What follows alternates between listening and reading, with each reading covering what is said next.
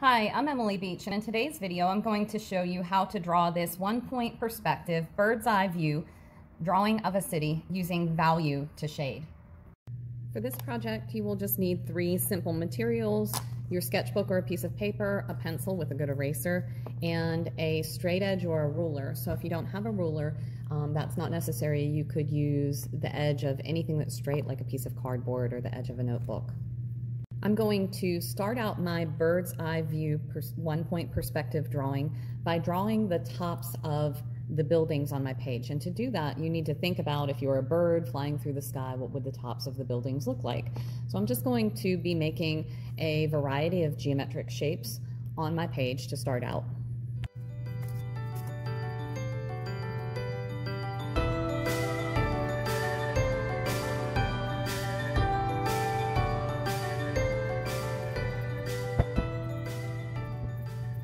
The next thing I'm going to do is add some details to the tops of the buildings. So think about what could be on the tops of buildings, things like air conditioner units or boilers or maybe steam vents. There could be a helicopter landing pad, there could be a rooftop pool. And when you're sketching those things on the rooftops, make sure that you are considering what those items would look like from above. Be creative and just make sure that you are adding something to the top of each of the buildings. Now, the buildings don't have to be flat, so you could end up adding in some angles if they have a pitched roof, and I'll just show you very quickly how to do that. So I could do a triangle on the edge of each of this side of the building and then connect it with a straight line, and that might be what it would look like if it had more of an angled roof, or if you had a pyramid type roof, you would just put an X through the top of the building so that you would see the angles of each of the sides of the roof.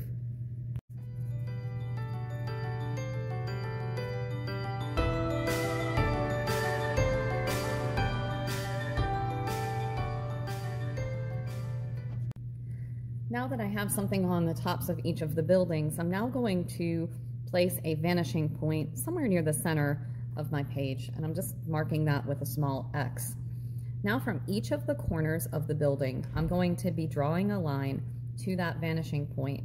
However, if the line from the building to the vanishing point hits another building, for example right here, it will stop wherever it touches the rooftop of the next building.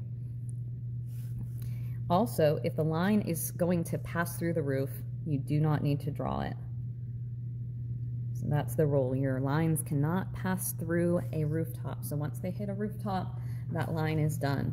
I'm going to just show you, if you have a curved building, how to do that at the bottom. I'm going to place my ruler on my vanishing point and pivot it until it hits the edge of the building, and I'll draw a line from the vanishing point and continue on, and the very last point of the building that lines up with the vanishing point will also get one. So I'm going to go ahead and continue with all of the lines to the vanishing point from my rooftop.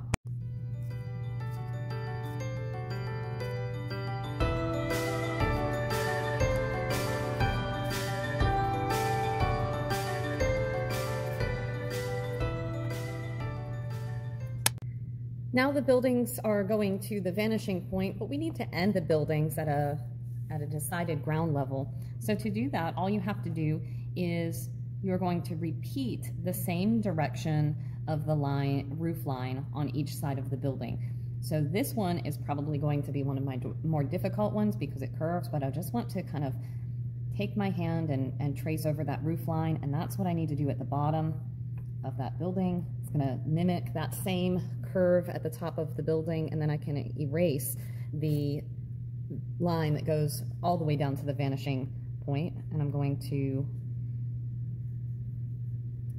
cut these buildings off, and notice that this building turns around to this side, so I need to make sure that it is parallel with each side of the building, so it will curve.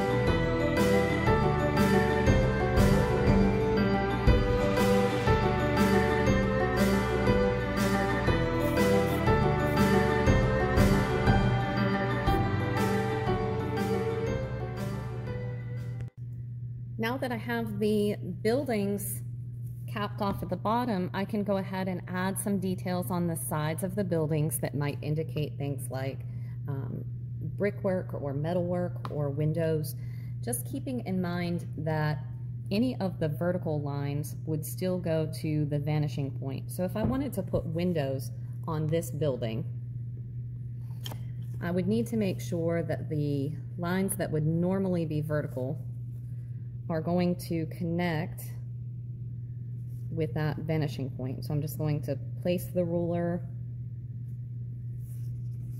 from the top of my building to the vanishing point.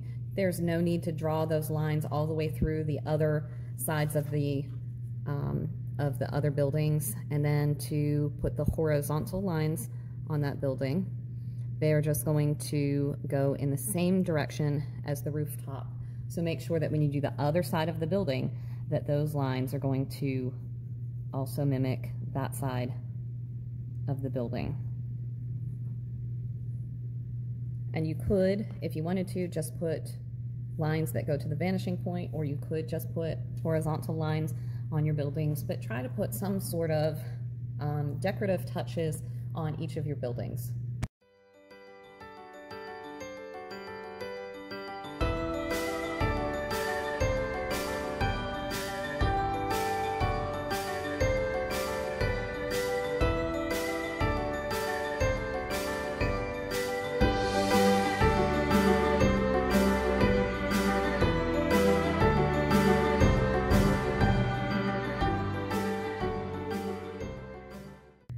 Next, I'm going to indicate some roadways, and the roadways are going to be very similar to how you would be drawing the rooftops, because they are drawn from looking straight above, so they're going to be long rectangles.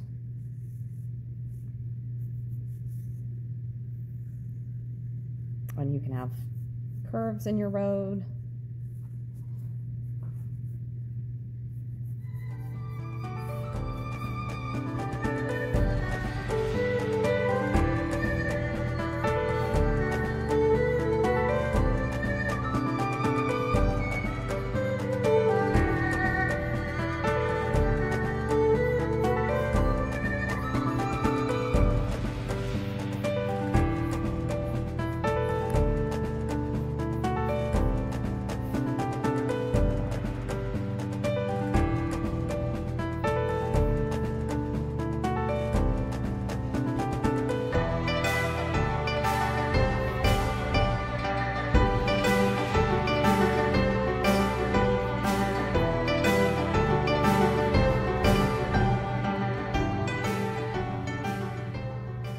If you want to draw some cars on your roadways, just draw them like you would see them from the top.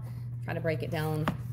For example, this might be the roof of the car, and then will you see part of the back windshield? Will you see some of the front windshield? And then will you see some of the hood of the car? Will there be a trunk?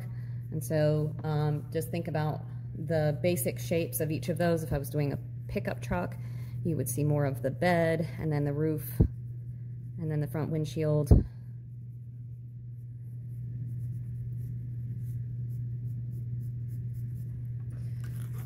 Just on a much smaller scale, since we're looking at them from above, and our building tops should be the largest things.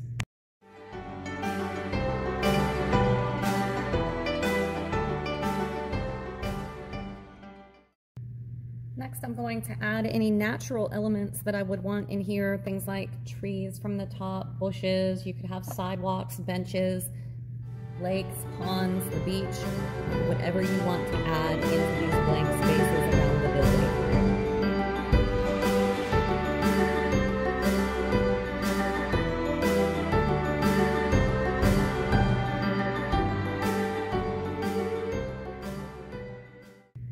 And the last thing I'm going to do is add a little bit of pencil shading. One of the things to think about when you're doing your pencil shading is to think about a light source. So if the sun is more in this area than the sides of the building that are facing that direction would be lighter and the sides of the building facing this direction would be darker, or if the sun was over here, these sides of the buildings would be lighter and these ones would be darker. So just kind of think about that.